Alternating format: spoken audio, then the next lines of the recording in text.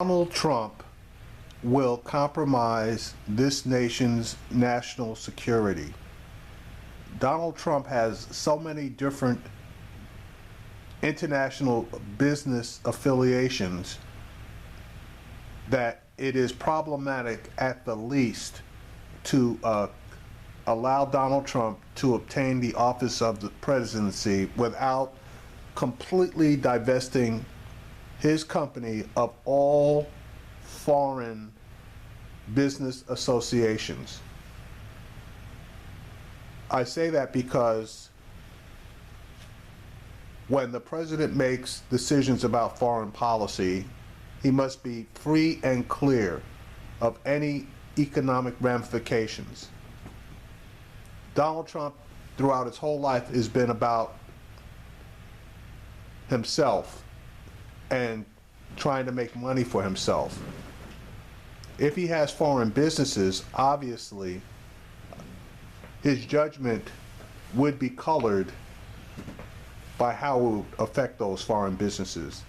Here's a clip from a Lawrence O'Donnell show, which illustrates that. As your president, I will defend our values and speak out against all of those who assault our values in any way, shape, or form. But how would Donald Trump defend our values if he has secret business ties with foreign countries? As Newsweek's Kurt Eichenwald detailed last week, the Trump Organization has had business dealings with people in Russia, China, Iran, South Korea, Turkey, among many other countries. Eichenwald wrote, if Trump moves into the White House and his family continues to receive any benefit from the company during or even after his presidency, almost every foreign policy decision he makes will raise serious conflicts of interest and ethical quagmires. Today, a bipartisan group of 50 former national security and military officials, including Bush Deputy Defense Secretary Paul Wolfowitz, Bush Homeland Security Secretary Michael Chertoff, and former CIA Acting Director Michael Morrell, wrote a letter calling on Donald Trump to disclose the nature of his business relationships overseas, to include specifically who his business partners are and what and where are his foreign investments. Our policies must be motivated exclusively by what is in America's best interest, not by the financial interests of our president. Joining us now, Samantha Vinogran, who signed the letter and helped put this letter together. She's a former senior advisor to National Security Advisor Tom Donilon. So, Samantha, the demand is Donald Trump disclose. Yes. How would we ever know if he disclosed everything? Certainly. Well, what we're really hoping for is for him to address some of the serious claims that Kurt Eichenwald laid out in his comprehensive investigative piece. Yeah. Start somewhere. Yeah. At this point, there are so many questionable business dealings, both with business partners and foreign investments. And the reason that Michael decided to start to organize this letter was because there are just so many questionable activities. And it's a fact that these questionable activities are impacting Donald Trump's policies. Russia is a prime example of that. Let's listen to what Donald Trump Jr. said about this today. But a blind trust, it's not a blind trust if it's being run by his children. It is, because he'll have nothing to do with it, George. He said that. He wants nothing to do with it. He wants to fix this country. He wants to get the country on the right track again. So there will be a wall between you and your siblings and your father? We won't talk to him about it. It's, in the grand scheme of things, it's a big company, but it's small potatoes compared to what he wants to do. But he's still going to know. He doesn't need the money. He doesn't need any of those things. What he wants to do is he wants to fix America. He's still going to know what the businesses are, where they are. We will How not can he discuss not know this. that? We're not going to discuss those things.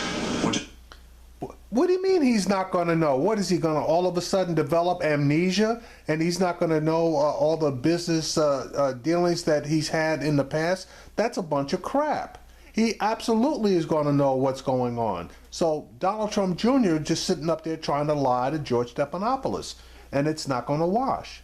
It doesn't matter. Trust me. As you know, it's a very full-time job. Samantha, that was Friday, and it contains the magic words from a Trump, trust me. Yes. Yeah. Well, I don't trust him. Right. And I think we all have a good reason not to trust him, in that the Trump Organization, as Kurt Eichenwald lays out, has a history of questionable activity in Russia. And we've seen Trump on the campaign trail embrace a Kremlin wish list, if you will. He is embracing policies that Putin would propagate and that are not in American national security's interest in any way, shape, or form. And that doesn't even mention India. You really need to read that guy's article in, I believe it's in Newsweek, because Donald Trump has some really serious problems in India where he's in bed with people that are basically just straight out corrupt. And that South Korea situation where he got in bed with a guy that was running Daewoo, the company went bankrupt.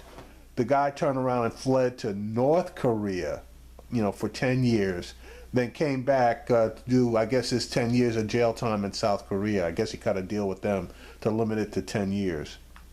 If you were working in the White House with him, you wouldn't know if that president was making decisions based on business interests or not. There wouldn't be a way of telling. There wouldn't be, and that's why we're very hopeful that Donald Trump will make these business relationships clear and divest himself of any overseas business activity now, and if he's elected president, certainly divest of his overseas activity. But here's a guy who won't release his tax returns, which is a voluntary act that all other presidential candidates have done.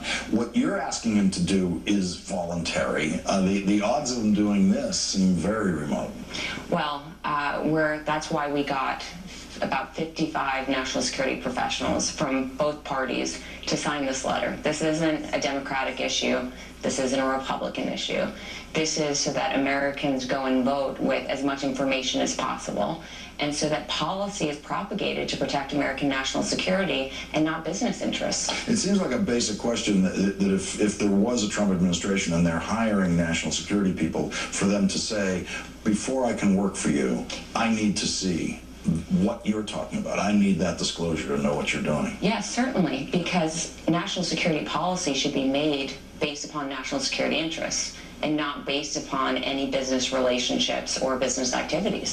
Samantha Vinograd, thank you very much. Thank you so much for having me. Appreciate it.